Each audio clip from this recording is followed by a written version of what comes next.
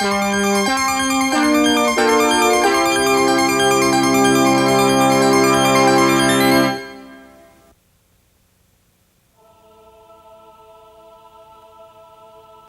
all began here, in Greece.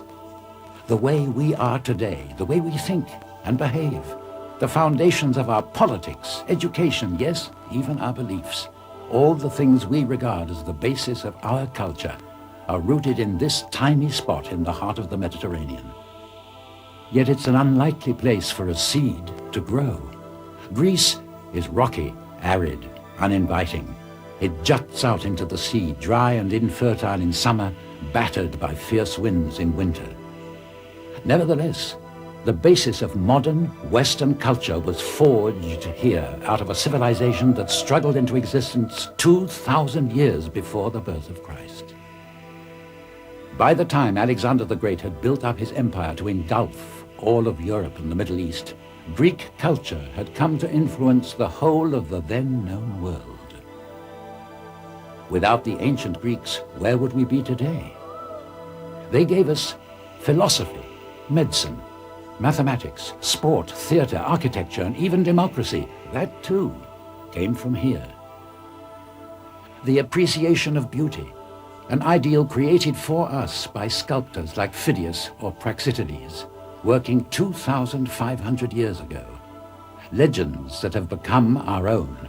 Heroes and heroines, gods and goddesses, leaders in peace and war. Aeschylus, Sophocles, and Euripides dramatized stories of such emotional intensity that they still excite audiences today. Lying between Europe and Africa in the Mediterranean basin, Greece is a bridge between Europe and Asia, colored by both. That might be the secret. Even the plane taking us to Greece is a result of that marriage from which a culture was conceived that has influenced everything since. Atomic energy, television, the computer. How is it that this barren spot has given us so much? Let's try to find the answer together with the help of modern technology that never could have evolved without Pythagoras, Euclid, and Archimedes, and their theories of mathematics. We'll visit the temples, the stadiums, theaters, glorious palaces, and humble hovels as they are now, and as they were then, in the golden age of Greece.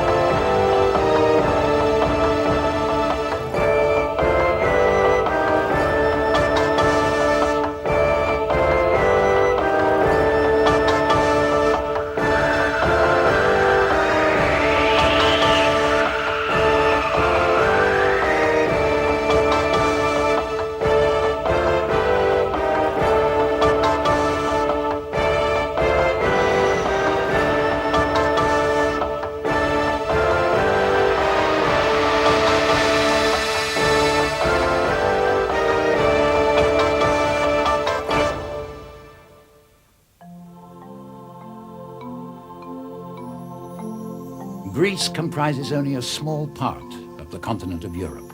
More than 80% of it consists of uninhabitable mountains. It's a rocky land of violent contrasts, conditioned by the sun and the sea. Water is so important to its survival that streams and rivers were regarded as sacred ever since very early times. In antiquity, the hills were covered in forests filled with wild animals, bears, wolves, even lions. The first Greeks appeared here around 2000 BC at the beginning of the Bronze Age. They were part of an Indo-European race that migrated in waves over a long period from across the vast steppes that separated Europe and Asia, and they began to populate the continent of Europe. They were a hardy mountain people, undaunted by the arduous journey, fighters from different tribes. United by a common language, they were divided in a fight for the few bits of fertile land. At first they formed small rural communities, but between 1500 and 1200 BC there was a period of tremendous growth, with magnificent structures erected, many surrounded by massive walls of great stone blocks. This primitive period gave birth to the mythology that was to be inextricably entwined with early Greek history. Fact and fancy blurred in the telling of the great legends, like the voyage of Jason and the Argonauts, the feats of Hercules, and the rape of Helen by Paris that started the Trojan War. Homer described that war in his epic poem, the Iliad, long considered a great work of fiction, but archaeologists have proved that there was such a conflict and that it was fought to determine control of the sea. The wealthy city of Troy in Asia Minor was attacked by a group of allied Greek states like Sparta, Mycenae, and Thebes, who forgot their differences temporarily to defeat a common foe. Troy seemed impregnable until it accepted the gift of the wooden horse, which contained a small group of Spartan commandos who opened the gates of the city to its enemies and so sealed its fate.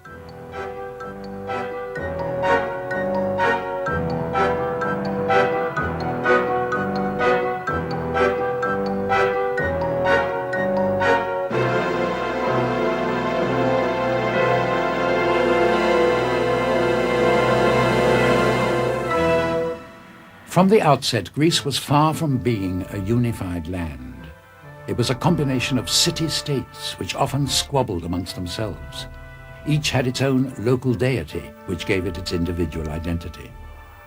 They were proud and fiercely loyal to their home state and devoted to their patron god or goddess.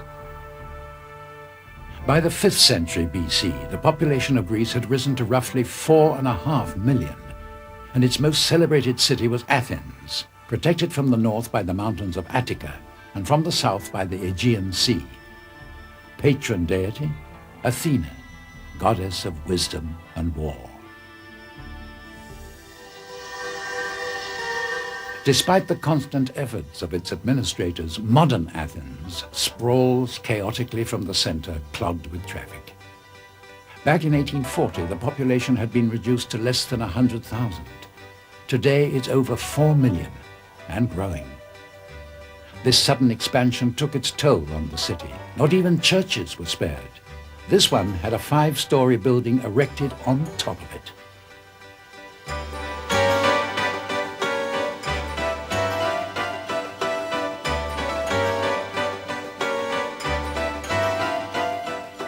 Great cities all begin near water. A small river wound its way through the plain near a central hill, the Acropolis, where the first settlers chose to make their encampment because of its easily defended position. With increasing prosperity, the village became a city, and in 1200 BC, the Acropolis was surrounded by Cyclopean walls. Later, Athens expanded further until it was one of the richest cities in Greece, with a thriving ceramics industry we'll be hearing about later.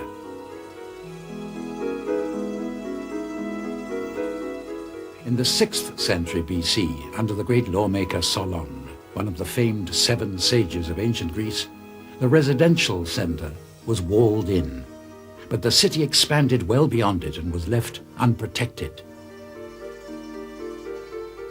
Consequently, Athens was virtually destroyed by the Persian army when they attacked it.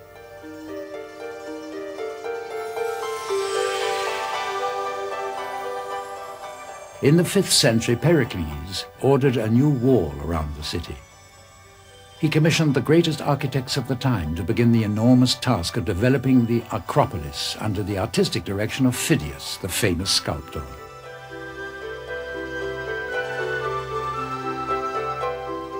In the 2nd century, under the Romans, Athens reached its maximum expansion. A new wall was built around it, and many new buildings were constructed, like the glorious theatre of Herod Atticus. But the most sacred and impressive part of Athens remained the Acropolis. The word Acropolis in Greek means the highest part of the city.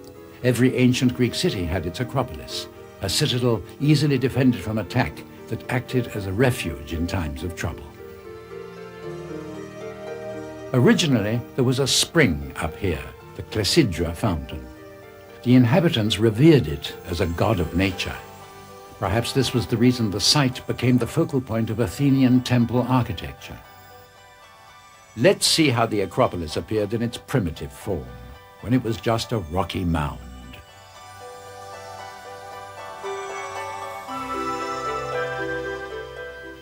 Around 1200 BC, in the Mycenaean era, when there were only 3,000 inhabitants, the citadel became an impregnable fortress. It wasn't until Pericles, in 450 BC, that it began to assume the aspect we know today, with the Parthenon and the other temples forming a sacred area dedicated to Athena. It must have been a splendid view for anyone who was lucky enough to have a terrace facing this way.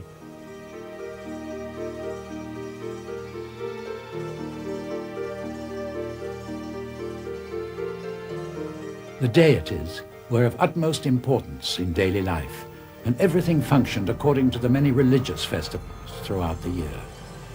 Sacrifices were made by the head of the family on the altar at home for the curing of the sick or protection against an enemy. In the 5th century BC, at least 100 days of the year were holy days. In what is now our month of July, a great procession took place as a climax to the festival of the Panathenae, to honor the goddess Athena. It was the most important celebration of the year. Every strata of society took part. Nobles and commoners, peasants and politicians, women and children climbed to the Acropolis, where 2 young virgins, chosen to represent the city, made a presentation of a richly embroidered religious garment called a peplo.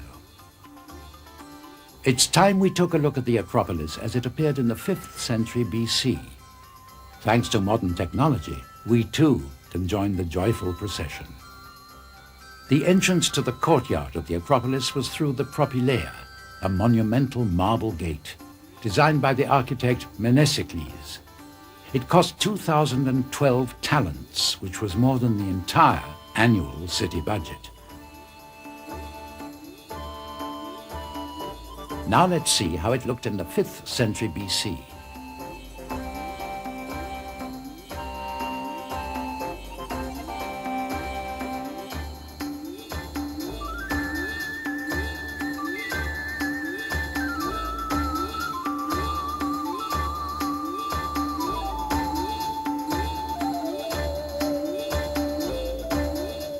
The side chambers housed an art collection, an exhibition of pictures by the best-known Greek artists of the time. The light was certainly ideal for viewing. The courtyard from inside the Propylaea must have looked extraordinary too.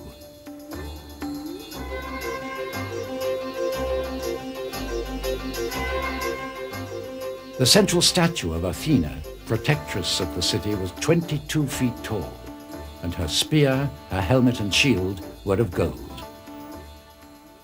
The Parthenon is partially hidden on the right by the sacred wall of Artemides' temple.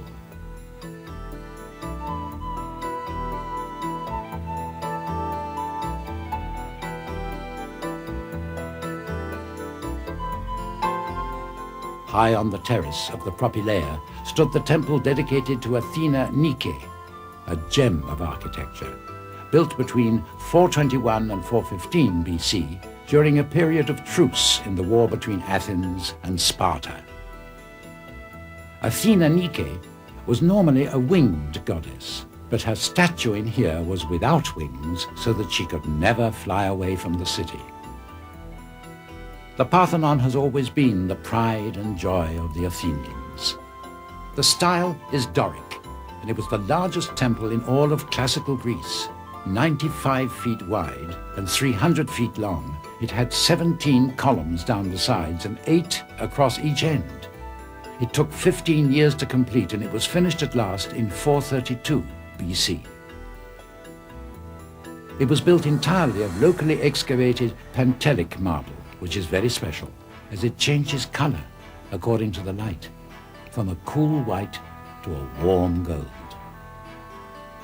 Even today, it isn't so much its size that impresses as the perfection of its proportions and the precision with which it was designed and constructed. The friezes and the panels, known as metopes, recount the stories of the gods and goddesses and heroes who founded the city.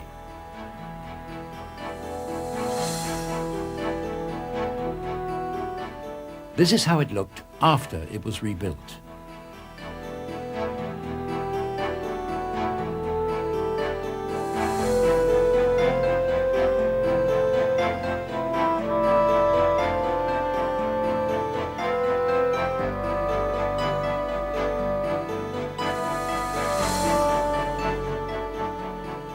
The Greeks loved color, so everything was brightly painted.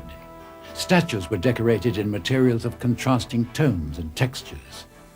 It is ironic that the image of Greek culture that always springs to mind is one of pure white marble, when their civilization was such a colorful one. As you can see from this metope, presented as it must have looked in the 5th century BC, monochrome was not in vogue with artists of the time.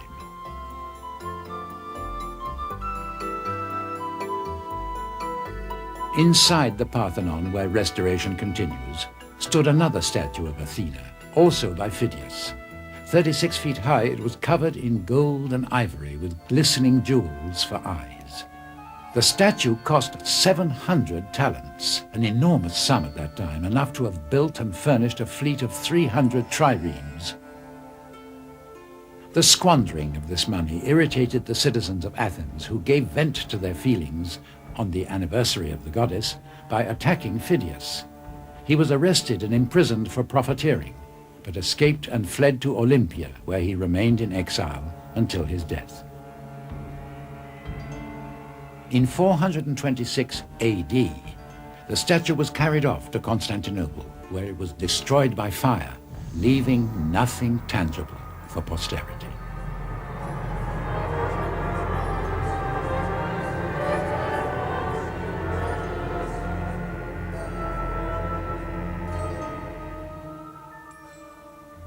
In actual fact, the most sacred temple of the Acropolis wasn't the Parthenon, but the Erechtheion, which held the most precious of the city's sacred relics: the olive tree, gift of Athena, the tombs of Erechtheus and Cecrops, heroes of the city, and the most revered of all objects, a roughly hewn wooden statue, generally believed to have fallen straight down from the heavens. But the most celebrated part of the Erechtheion was the porch of the Caryatides. The priestesses standing posed in this portico are in fact the columns which hold up the roof, with Doric capitals on their heads. One of them is now in the British Museum in London, replaced here by a copy, but it's almost impossible to guess which is the fake. Wind and weather has long since stripped them of their makeup, but they too were once painted to look like living women.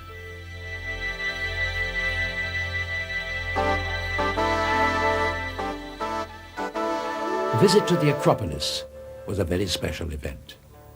A chance to mingle with friends and acquaintances, and as with all religious festivals in ancient Greece, it included games and theatrical performances, with as leading characters gods and heroes of mythology.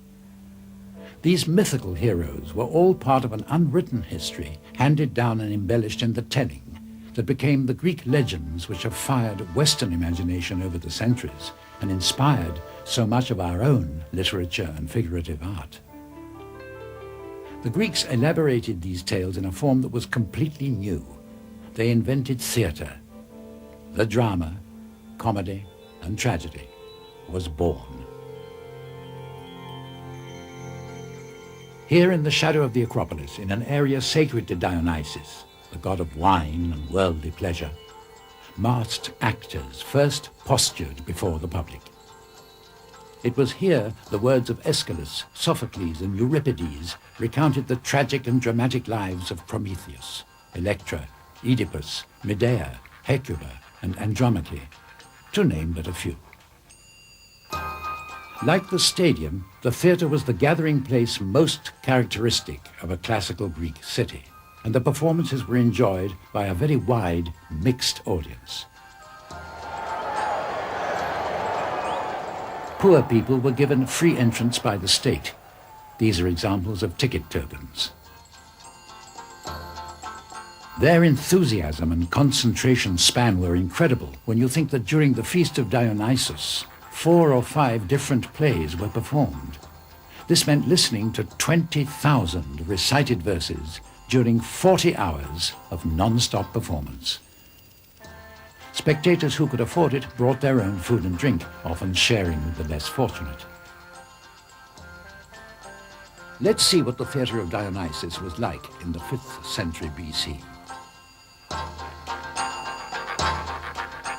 Rudimentary scenery was painted on wooden panels to indicate the setting.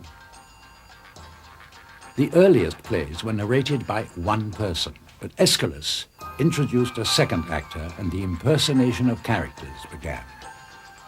Actors were always male, and no more than 3 or 4 appeared in a play, which meant that they had to portray many parts, including women. So they wore a variety of masks, up to 28 in any one play, changing only the characterization of their voices. Having to work without the aid of facial expression forced them to perfect the art of gesture, much as silent film actors had to do at the beginning of this century. When actors portrayed gods, they were flown by pulleys and other complicated machinery. Their flying entrances were greeted with riotous cheering. There were a vast number of Greek deities. They were expected to behave much like mortals, involved in passionate love affairs and complicated intrigues. And although immortal, they were subject to the moral laws of men and paid the consequences of their behavior. If that sounds like a soap opera, it was. These were the principal gods and goddesses of Greece, and monuments to them could be found all over the country. Zeus, father of all the gods, god of thunder and energy, guardian of world harmony, protector of the family and its guests. Poseidon, his brother, god of the sea with an unpredictable character. Athena, goddess of wisdom and reason, protectress of all the great mythological Greek heroes. Aphrodite, born out of the spray from the sea, goddess of love, of beauty, and the spring. Apollo, protector of the arts. But however important the gods and their festivals were, they were not everything to the ancient Greeks. The family was fundamental to life. In Athens, marriage was a contract between the groom and the bride's father. Women had no say in anything. A girl had to obey her father's will. There was no ideal age at which to wed, though 30 for a man and 16 for a girl were standard. Athenian law permitted a form of divorce. A husband could rid himself of a wife without explanations. His only duty was to return the dowry he received from the bride's family. The real reason for marriage was the propagation of children, preferably male. At least one son was required to continue the line. An Athenian child spent his or her infancy with the mother or a nurse, usually a slave. They spent most of their time outdoors, thanks to the climate. Their games were simple. Boys played soldiers, as they still do. Girls had dolls, cuddly toys, and pottery animals to play with. Hide and go seek was popular, and they had swings. They were brought up to be very conscious of their bodies and cleanliness. This is a bath found at the city of Pylo from about 1300 BC. Women of the upper classes adorned themselves with jewelry and gold ornaments on festive occasions. Gold was mined on the islands of Sifno and Tarso in the Aegean. Combs were made of ivory and bone, and they wore makeup and perfumes made from extracts of herbs like mint, sesame, fennel, and cumin. They tinted their lips red with color from the cochineal beetle.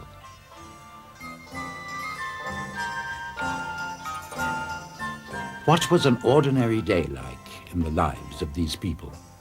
They were up early, often at dawn. After a frugal breakfast of wholemeal bread dipped in wine, the head of the family went off to the agora. The agora was the town's central square, and it was the heart of every Greek city. In Athens, all important social and commercial activities took place there. It was always crowded, as it was the equivalent of Wall Street or the city.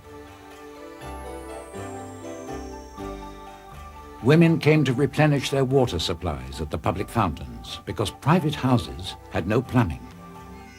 All the space was taken up by shops and stalls, offering a wide variety of goods to their customers from all over the Mediterranean. Books were sold in one corner, in another, cooking pots and household goods.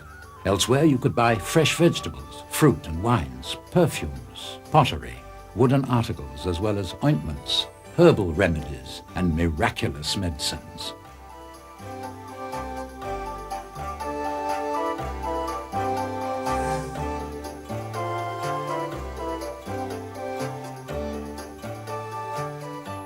Men did the shopping in the market. Payment was made in local Athenian currency, like the silver tetradrachma, although the currencies of other cities were often accepted, probably at a favorable exchange rate, for the vendor.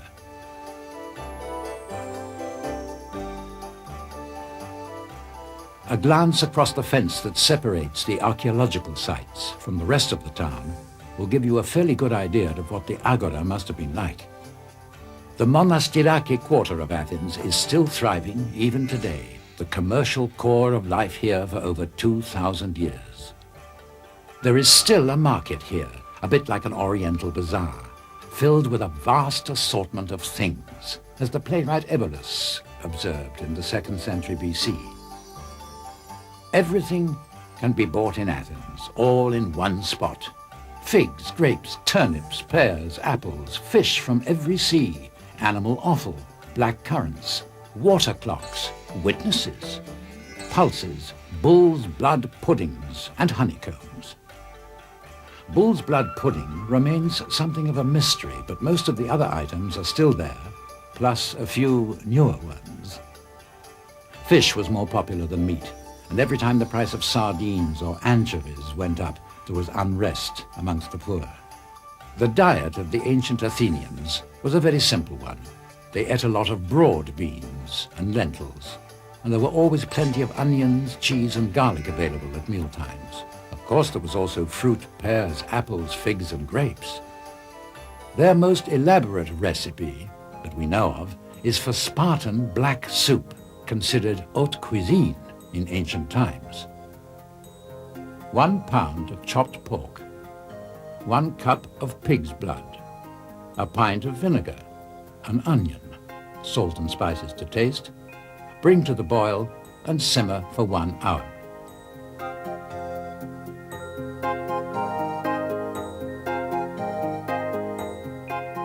Wine was the Greeks' favorite drink.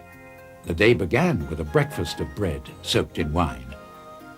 Sometimes the wine was watered down and flavored with herbs, such as thyme, mint, or cinnamon. The street which lies behind the agora is now named after the Apostle Paul. It was a residential area for the well-to-do in ancient times. The 19th century German architect and painter von Klenz left us this idealized view of it.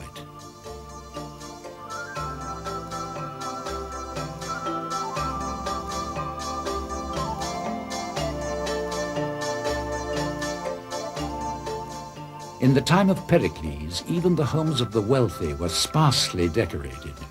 An inscription tells us that Alcibiades, a politician well known for his love of luxury, possessed surprisingly little furniture. The quarter where ceramics were produced was in complete contrast. It was densely populated with houses piled up against the city wall around the Dipylon Gate, one of the most important entrances into Athens. Various factories produced a vast assortment of pottery, employing a large specialized workforce. These amphorae, plates and vases, at first were decorated in black and then red-painted figures. and was shipped to the markets of the entire Mediterranean area. Economically, the industry was as important to Greece as automobile manufacture or electronics are to many countries today. The potters' kilns and smithies' forges were kept hot night and day, making it a lively quarter with a busy nightlife. Gambling was part of it.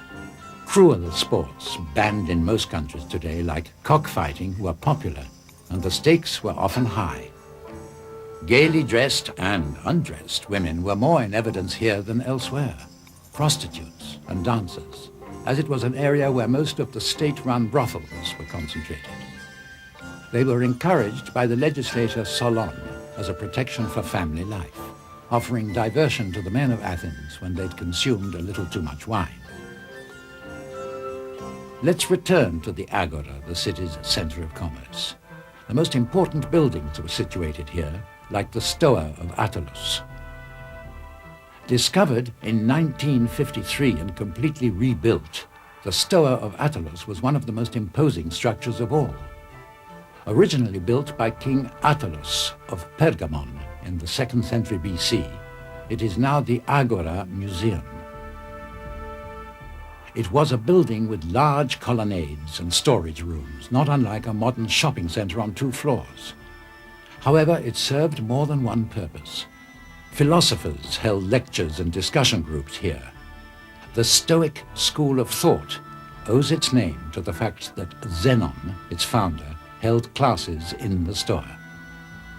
Animated political discussions took place here, but not everyone was privileged to take part. Women were forbidden even to mention politics and could not vote in elections. Their democracy, like ours, didn't apply to all, but perhaps like us they were trying to improve it.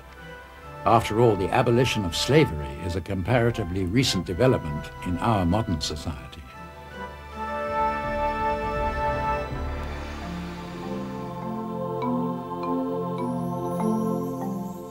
Important issues of state were debated in the Taulos Prytaneia, which once stood here.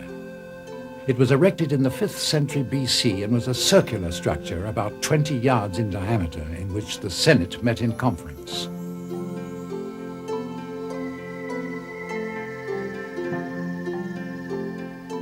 It looked like this to the senators who sat here on duty 24 hours a day.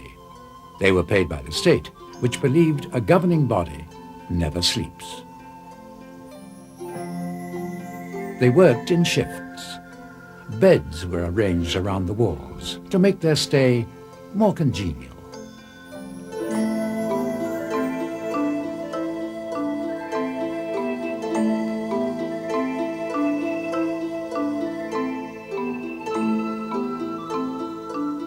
The whole area was dominated by the Phaeacian, built in Pericles' time, and today one of the best preserved of all the ancient temples still standing in Greece. It probably owes its excellent state of preservation to the fact that it was transformed into a Christian church dedicated to St. George in the 5th century AD.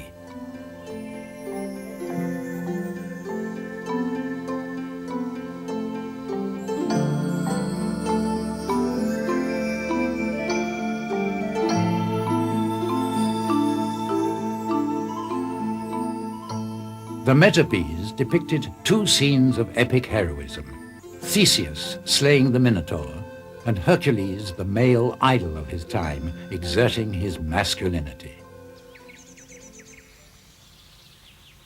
This part of the city near the Agora, which the commuter trains now pass through, was once a sacred place dedicated to the 12 principal deities. There was an altar here from which the distance of everything was measured, because this was considered to be the central point of the city. Once one of the most important districts of Athens, there isn't much left.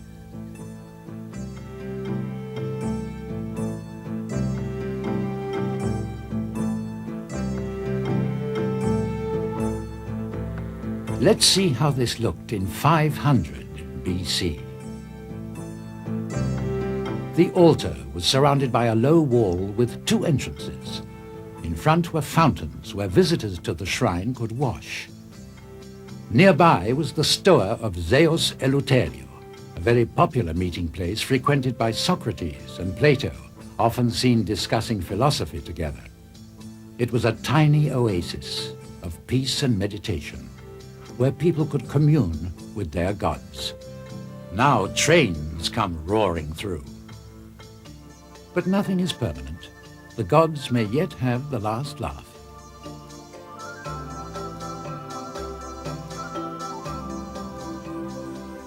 To end our journey to ancient Athens, let's see how it looked under Roman domination in the 2nd century AD, at the time of its maximum expansion, when the city had a population of 500,000.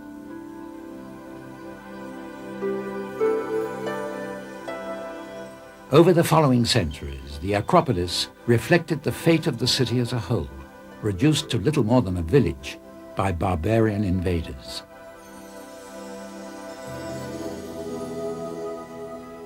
The Parthenon became a mosque when Athens came under Turkish rule in 1456, and a minaret was added rather incongruously.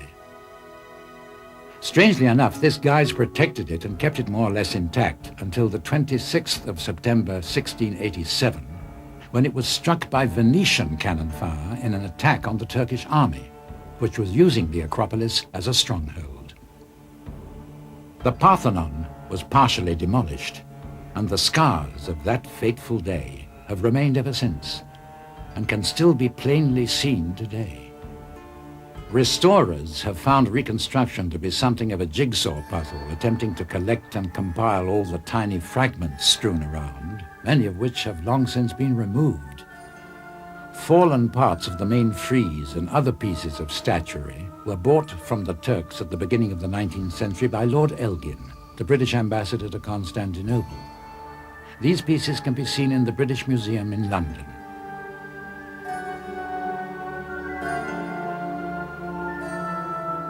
One of the finest, most evocative temples in all of Greece was dedicated to the sea god Poseidon.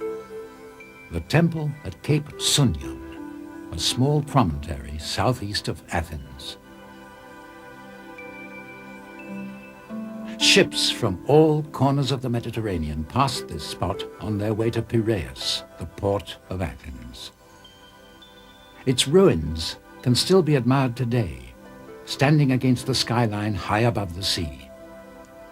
Cape Sunion was important not only for its strategic position, from which all naval movement could be observed, but also for the silver mines in the vicinity.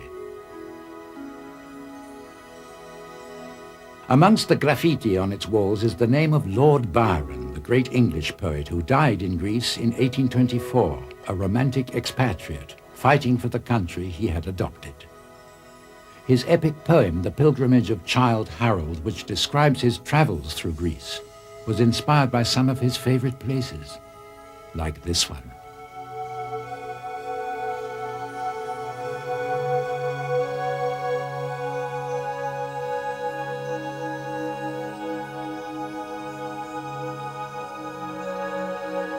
This is how it must have looked to the mariners of ancient Greece, who on seeing it thanked the sea god for their safe return home.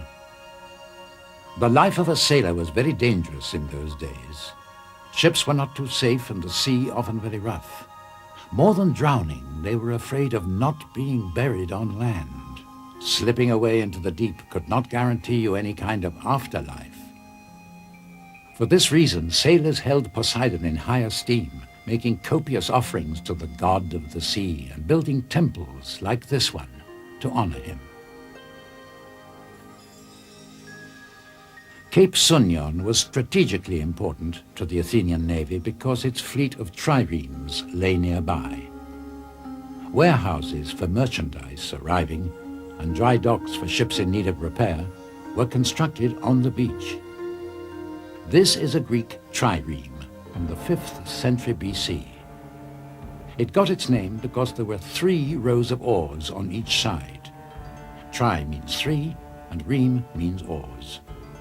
They were powerful machines of war.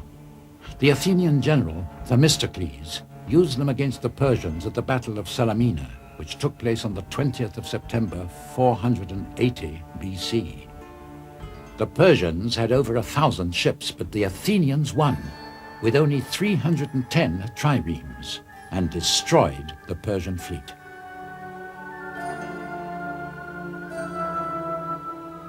Our next port of call is Corinth, the city devoted to the cult of Aphrodite, goddess of love and beauty. It was one of the wealthiest, most powerful cities in the Mediterranean. Corinth was the largest port in the whole of ancient Greece, a transit point for all commerce between East and West. It grew to be an extremely opulent, decadent city, but there is little evidence of its glory left. Of the Corinthian Acropolis, all that remains are these ruins, dating from the Middle Ages. It was the site where the temple of Aphrodite stood 1,500 feet above the city, attracting thousands of pilgrims.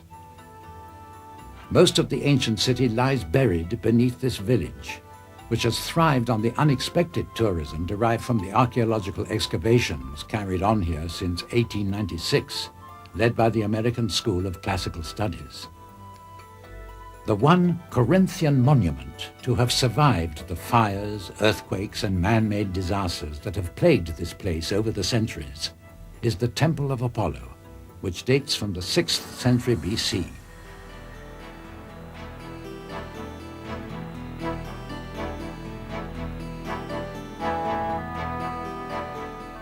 The once powerful capital of the League of Achaeos actually dared to challenge the might of Rome. As a result, the troops of the Roman consul Lucius Mummiel were ordered to destroy Corinth in 146 BC. The inhabitants were either killed or taken as slaves, the city's riches plundered, and her buildings reduced to rubble.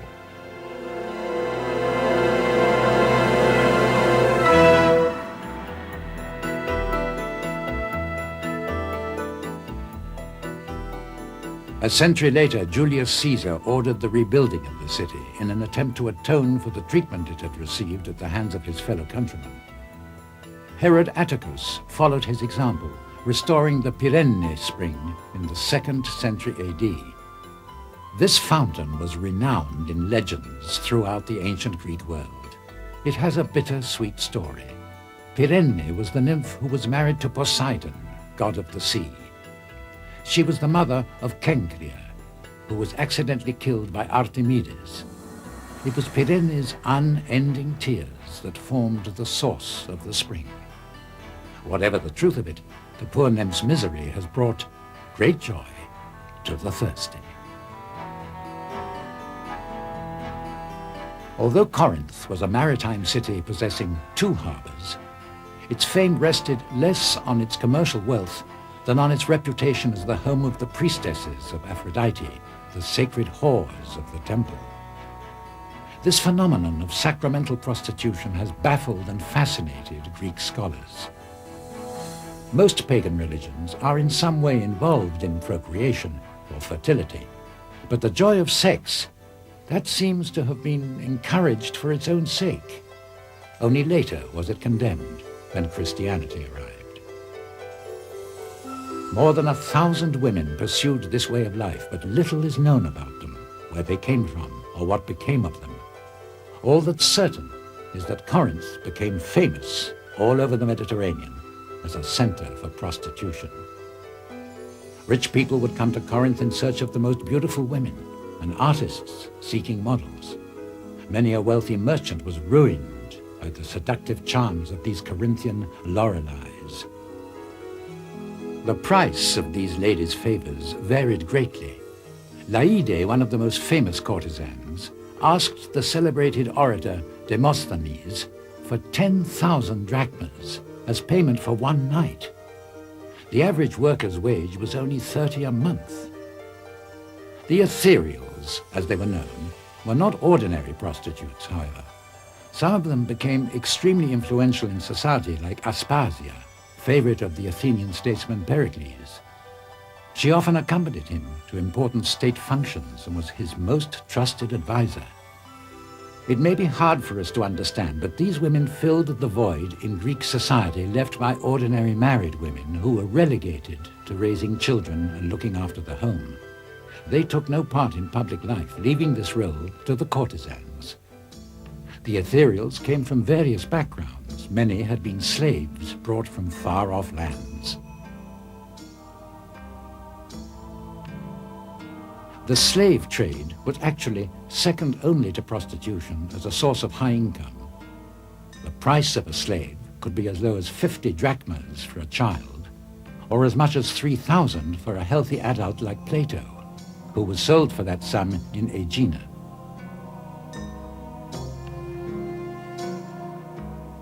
A corner of the agora was used as a slave market near the gate where perfume and oils were sold, as well as the most beautiful prostitutes in the Mediterranean. The strange mixture of sex and religion continued with the Romans. The Apostle Paul knew the city well, making his first visit when he traveled through Greece in the 1st century AD. He preached to the inhabitants and lectured them on their licentious behavior. While in a Roman jail, he sent a letter to the newly established church in Corinth, reprimanding the Corinthians for sliding back into their sins of immorality and idol worship, which had persisted into the Christian era.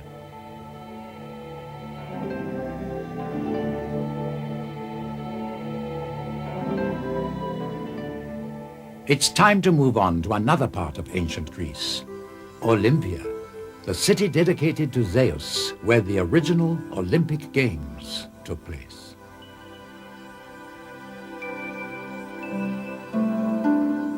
Most of the ruins of ancient Greece bake in the sun like bleached bones, but the monuments of Olympia nestle deep in woodland greenery.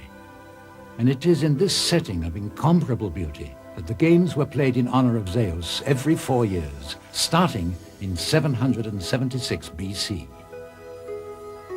The last time they took place here was in 393 AD, after they had been banned by the Emperor of Byzantium, Theodosio, together with all pagan rites.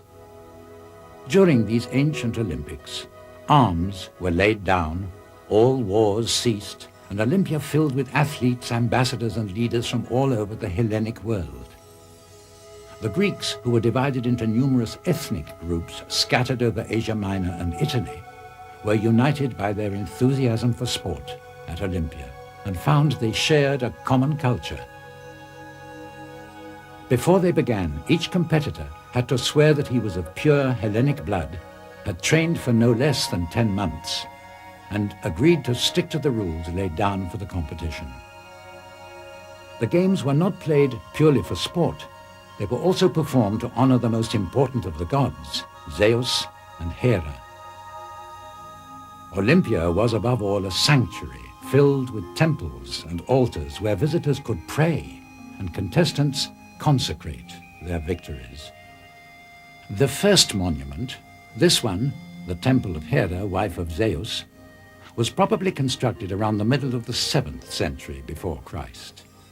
In the 3rd century, it was used as a gallery where paintings and statues donated by the faithful were exhibited. It was in this temple that the celebrated statue of Hermes holding Dionysus as a child was found. Believed to be the work of Praxiteles, probably the greatest sculptor of all, in 330 BC, it is among the few masterpieces of Greek sculpture that was not removed to a museum or private collection of some foreign country. Let's see what the temple must have looked like to the athletes arriving for the ancient Olympic Games. On the summit of the temple was an ornamental disc that represented the sun.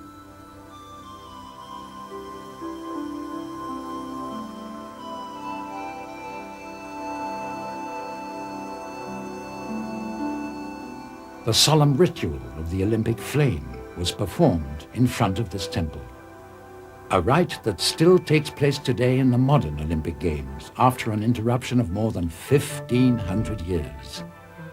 They were revived in Athens in 1896 by Baron de Coubertin.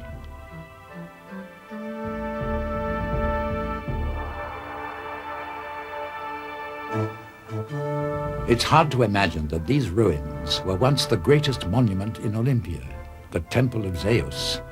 but it's been a victim of a series of natural calamities over the years. After the Parthenon, it was the second most important Greek temple in the world. It suffered earthquakes, fires, landslides, and was even buried in almost 10 feet of mud when the river Alpheus broke its banks and flooded the area. The earthquake of the 6th century AD left these huge cylinders of stone lying scattered on the ground as if they'd been hurled there by some giant hand.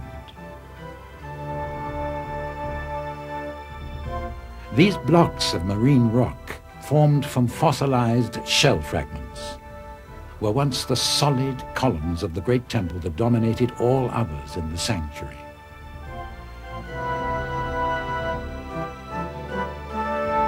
This is how the Temple of Zeus must have looked on its completion in 456 BC by the architect Libon of Elide after 14 years of construction. Over 60 feet in height, 90 wide, and 180 in length, its measurements were indeed monumental, inspiring awe and admiration in all who saw it.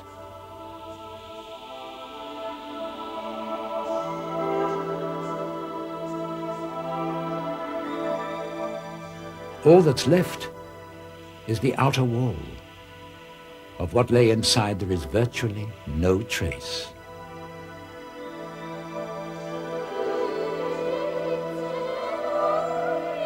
Let's see what it looked like in the 5th century BC when the double rows of stone columns were plastered and painted to resemble marble. The faithful from all parts of the Hellenic world gathered here to see the treasure it contained.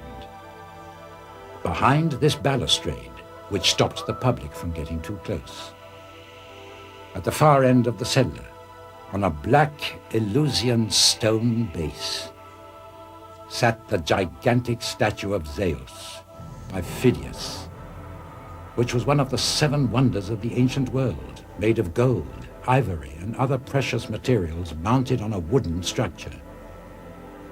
It was over 25 feet high and looked far too big for the place it was in, according to the historian Strabon, who wrote, "If Zeus were to rise from his throne, he'd go straight through the roof."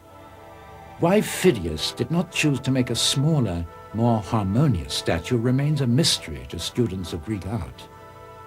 What is not a mystery, however, is the exact location of the studio where Phidias created the enormous figure. Here, only a few hundred yards from the Temple of Zeus, archaeologists have uncovered the place where Phidias created his great works of sculpture. Most of the ruins left here for us to see are what remain of a Christian church built several centuries after the death of the famous sculptor. The finding of a few implements and a cup with Phidias's name engraved on it securely placed his studio here beneath these ruined walls. Phidias built his studio with exactly the same dimensions as the temple, so that he could study the effect his masterpiece would have in a similar space as he worked on it. Once finished, the enormous statue was taken to pieces and carried to the Temple of Zeus for reassembly. No one knows what happened to the Colossus. Perhaps it was destroyed in the fire which damaged the building in 426 AD. Or it might have been taken to Constantinople like his Athena and destroyed there when fire reduced the city to ashes in 476 AD. But Zeus was not the only masterpiece here. The pediments of this temple are preserved in the museum at Olympia. On the eastern pediment there is a scene of a battle between the centaurs, violent creatures, half horse, half man, and the Lapiti, a people who lived in Thessalia, descended from the god Apollo, who is watching over them. The remains of 12 bas-reliefs which adorned the temple have also survived, like this one depicting the capture of the birds of Stynphalia, one of the 12 labors of Hercules. Reputedly the son of Zeus, Hercules became one of the most audacious heroes of ancient Greece. He suffered everything, but stood firm and resolute. His legendary adventures, known as his labors, began when, as a baby, he strangled two monstrous snakes that threatened his young life. When the oracle at Delphi told him that to become a god, he must successfully undergo 12 tests, Hercules hurled himself into the effort with enthusiasm. He killed the lion of Nemea, won the belt of the queen of the Amazons, Hippolyta, captured the bull of Crete, the terrible boar of Erymanto, and exterminated the birds of Stynphalia, until all 12 labors had been performed. But he couldn't stop. Hercules continued to build up the legend of his prowess, creating the hero as we know him today, constantly finding new problems to tackle until his strength ran out. And he proved to be human after all. We return now to Olympia and the Olympic Games. The main athletic events took place in the stadium, which was reached through this long corridor that was once covered. Watching from the bleachers were crowds of up to 40,000 enthusiastic spectators. The track was over 190 yards long, a distance that legend has it was fixed by Hercules himself, who measured it out with his own feet. Winners received humble crowns of olive leaves, which they wore with great pride. There were 10 races, 7 for adults and 3 for adolescents. The most popular were the 200 yards and 400-yard races. The pentathlon was also very popular in 4 heats: running, wrestling, long jump, discus throwing, and javelin. Then there was the pancrazio, a mixture of wrestling and boxing, judged the hardest of all the Olympic Games. Training took place in the palestra, built specially for the purpose. In this ample space there was plenty of room for practicing all sorts of sport, including wrestling. In bad weather, the athletes had a sheltered place that served a variety of purposes. As well as working out under cover, they oiled their bodies there and rubbed them down with sand and ash.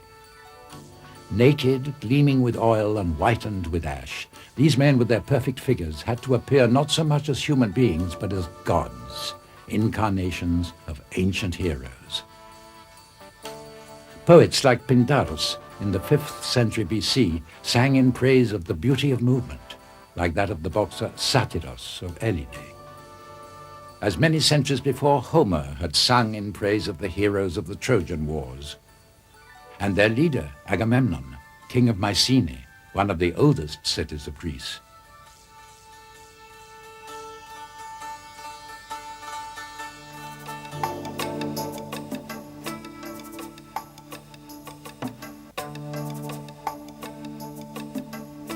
This rocky hill hides what was once Agamemnon's city. An imposing cyclopean wall of massive boulders protected Mycenae, described by Homer as a well-planned city. Its streets were wide and spacious, linking the centers of the town where water was stored in wells.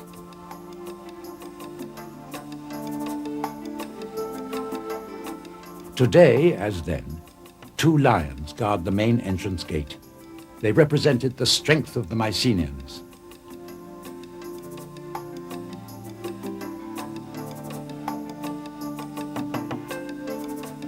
The German archaeologist Schliemann, who found Troy, made one of the most sensational discoveries in the history of archaeology, within the city walls, near the Lion Gate.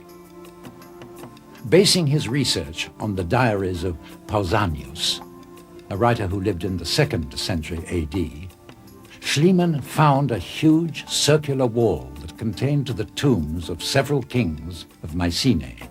Inside them was an amazing treasure: jewelry, splendid vases, weapons and masks, in all some 30 pounds of gold. The archaeologist and his wife were so thrilled they mistakenly pronounced one of the gold masks to be the funeral finery of Agamemnon himself, the tragic leader of the Greek expedition against Troy. Agamemnon was actually killed on his return from Troy by his wife, Clytemnestra, who had become, in his absence, the mistress of Aegisto. Later, she was murdered by her son Orestes in revenge for his father's death. Orestes was then condemned to a life of torture by the Erinyes, monsters with female bodies and snakes for hair. The houses, warehouses and grain silos that belonged to the royal household and other wealthy Mycenaean families could all be found in the lower part of the city inside the fortified walls. The palace capped the top of a rocky hill and was adapted to the terrain on several floors. Various staircases gave the inhabitants of the royal palace access to the wide open courtyard in front of the Megaron. This was the center of the palace.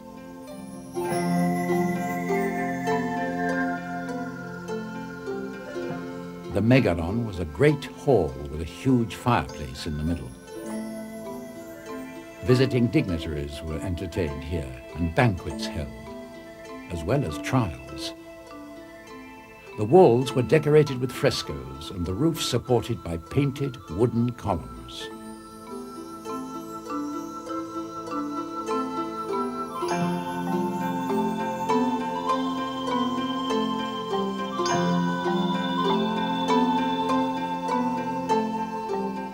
It's hard to imagine that kings and queens once strode these palace halls and shared the same views as we commoners can take home with us today. Archaeologists have identified some important burial sites outside the walls. The most impressive for its size and state of preservation is certainly the tomb of the treasurer of Atrium. Built around 1300 BC, it consisted of a long corridor that led up to a wide entrance. The only beam was a single block weighing almost 120 tons. There was a large circular chamber, 40 feet high and almost 50 in diameter. In ancient times, its dome was second only in size to the Pantheon in Rome.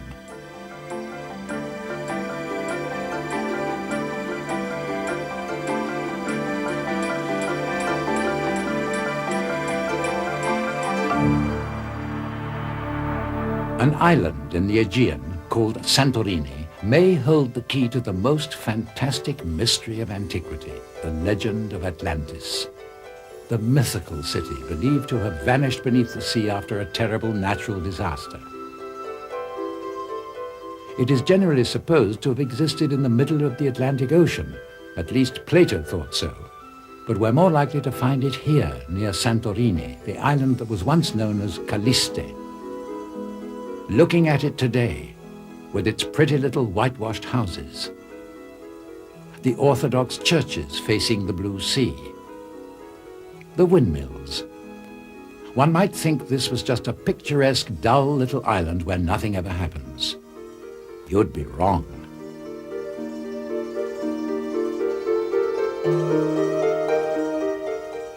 The people of Santorini know that a monster lurks beneath the waves of that placid sea.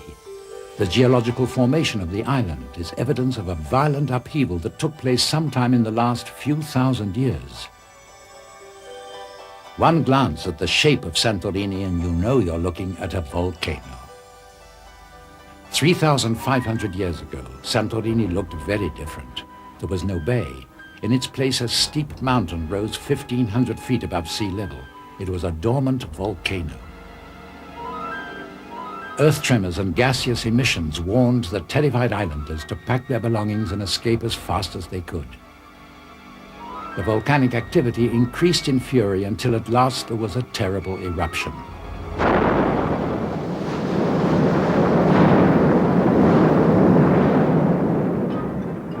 Most of the island was swallowed up by an enormous tidal wave, and coastal ports along the shores of mainland Greece were badly hit.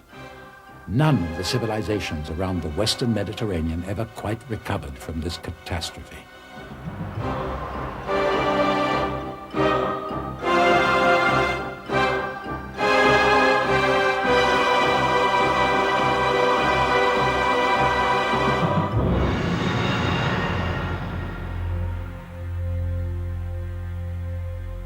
In 1962, a Greek archaeologist, Professor Marinatos, came to the conclusion that there was valuable information to be gleaned from the lava and volcanic debris lying on the surface of Santorini.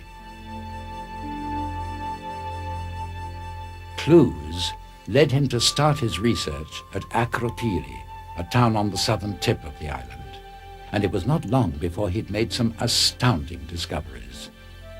The Minoan Mycenaean civilization had a site of its own as rich as Pompeii.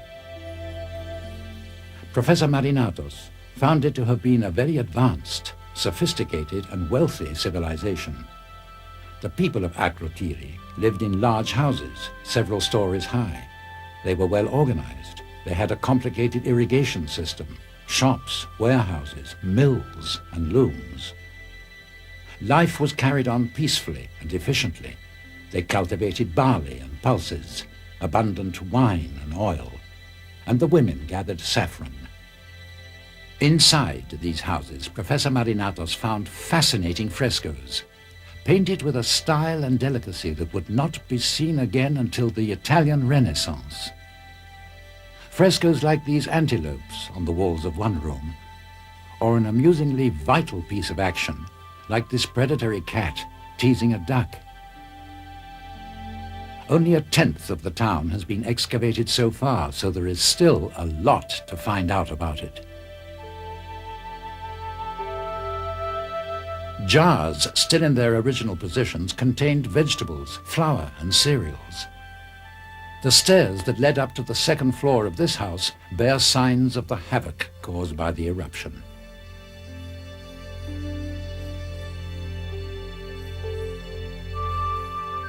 An interesting group of houses facing onto a triangular space includes the so-called West House, which is full of wonderful frescoes. The houses here contained storerooms on the ground floor with guest rooms and reception rooms on the first floor. The second floor was for family bedrooms. Balconies and terraces added a touch of elegance to some of them. Despite the discoveries made on Santorini, many questions still remain unanswered about the early residents of the island. Where did they go after the disaster? At one time, the Greeks would have known of whom to ask such a question. They would have made a trip to Delphi to consult the oracle. The mysterious priestess, Pythia, would have had a ready answer. She lived in a cave in the foothills of Mount Parnassus.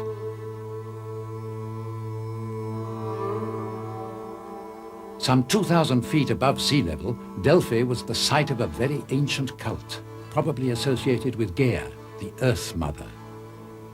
From 700 to 300 BC, thousands of pilgrims came to Delphi to consult the oracle.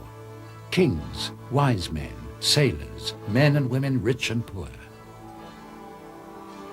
It was here that the high priestess would go into her trance, wrapped in a swirling mist, her eyes staring from her head, trembling, as she uttered the disconnected phrases that were interpreted by the priests of Apollo in answer to the problems of the faithful. Whether these answers were of any use was cause for debate even in ancient times, as they were often ambiguous. The answer given to Croesus, king of Lydia, became well known. If you cross a river, you will destroy a great nation. He crossed the river, but to his dismay he was defeated by the Persian Emperor Cyrus and his kingdom brought to ruin and his subjects enslaved. The oracle was right.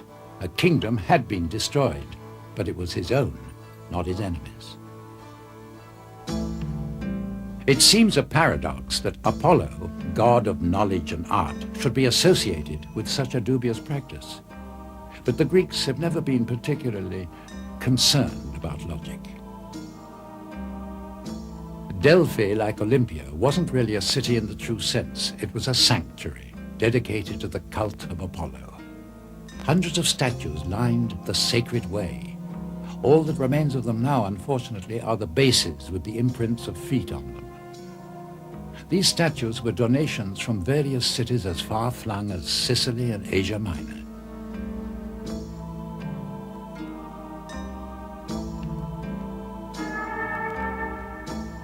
The entrance to the sanctuary was like an open-air art gallery.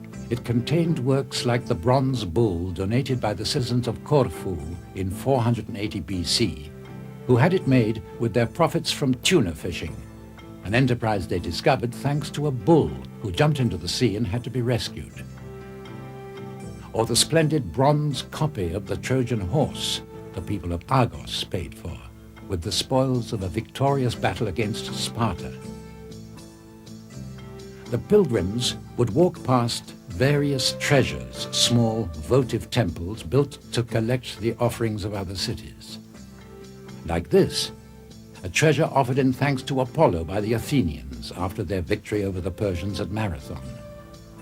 Built of Paro marble, it was restored by the French architect Replat in 1906, almost entirely using material from the original ruin.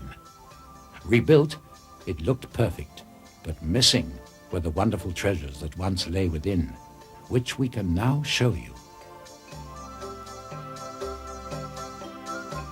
Weapons and shields torn from enemy soldiers in battle, gold and bronze objects, statues, even the prow of a ship.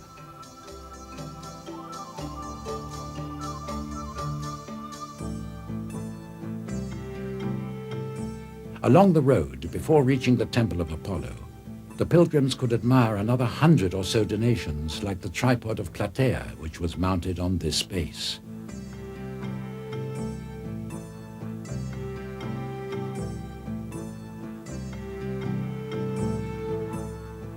The 40-foot-high legs were made of bronze, the cup of gold, spoils from the Battle of Platea in 479 BC between the Greeks and the Persians.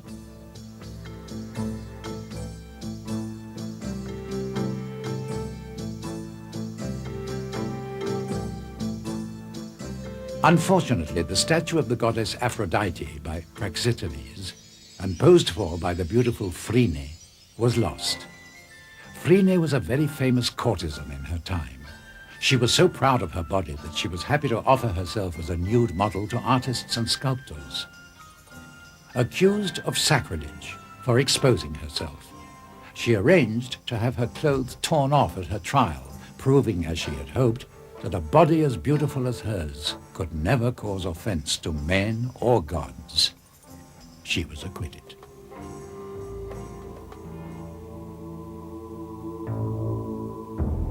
Apollo's temple was the focal point of the sanctuary. It has been restored a number of times since the original temple was destroyed in an earthquake in 373 BC. The original stone blocks and other fragments scattered around have been painstakingly assembled to make the temple as faithful to the original as possible. This is what it must once have looked like, when Delphi was at the height of its splendor.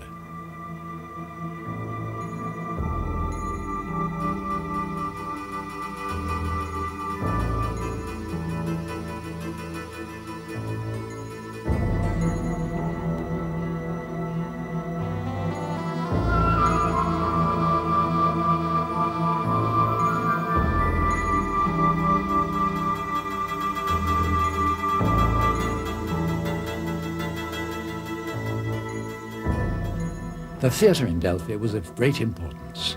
A musical competition was held during the games. Athletes had to be singers as well. Training in breath control served them in art as well as sport.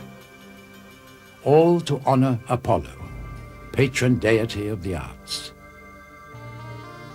Delphi was of fundamental importance in the colonization of Western Greece. All the pioneers of the 8th and 7th centuries BC came here to ask advice of the Delphic oracle before setting off to establish colonies on the southern coast of France, Spain, and most of all in southern Italy, which became Magna Graecia. But that's another story. Athens, with its magnificent Acropolis. Corinth, city of sexual freedom. Olympia, birthplace of the Olympic Games and one of the 7 wonders of the ancient world. Mycenae, city of Agamemnon, mighty hero of the Trojan War. Santorini and the legend of Atlantis, the lost continent. Delphi, the sanctuary of peace where thousands came to ask the oracle's advice.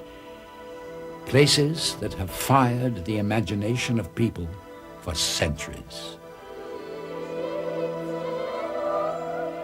A glance backwards into the past and we can see in ancient Greece an important part of our own vast cultural heritage. It becomes a voyage of discovery that can open up a whole new way of perceiving ourselves, our civilization, and the world we live in today.